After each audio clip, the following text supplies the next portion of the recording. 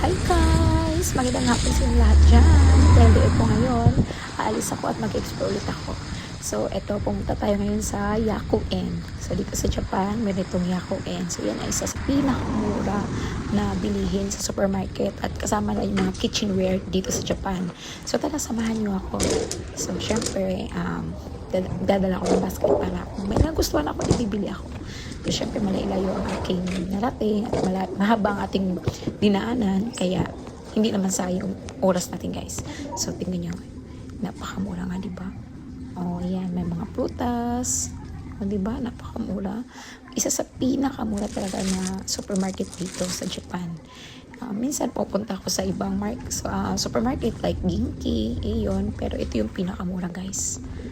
So, buti na lang talaga pumunta ako dito ngayon kahit malakas yung ulan. Halos buong araw talaga umulan at walang tigil.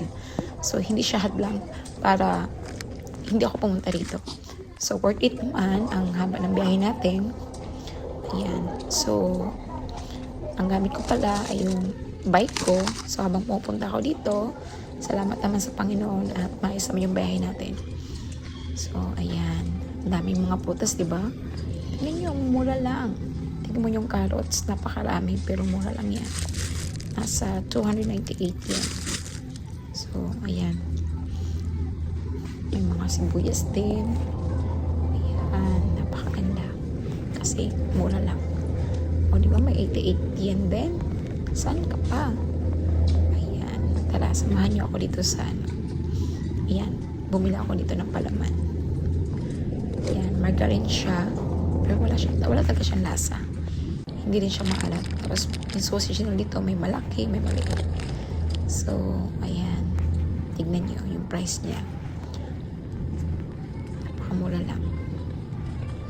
So, dito, yung side ko, sausage. May maliit, may malaki. Ito yung pinakamalaking sausage. Ayan. So, dito naman yung mga karne nila. Like beef, chicken, meat. Ayan. So, bumili ako dito ng isang malaking pork. So, ayan. Tignan yung presyo niya. Diba? Napakamura. May 306, 329. So, kung gusto nyo magtipid talaga dito sa Japan, umanap talaga kayo ng supermarket. Ito binili ko. Ayan. So, nasa mga 500 mahigit. So, napakaraming laman. Tapos, bumili din ako ng manok na wala siyang balat.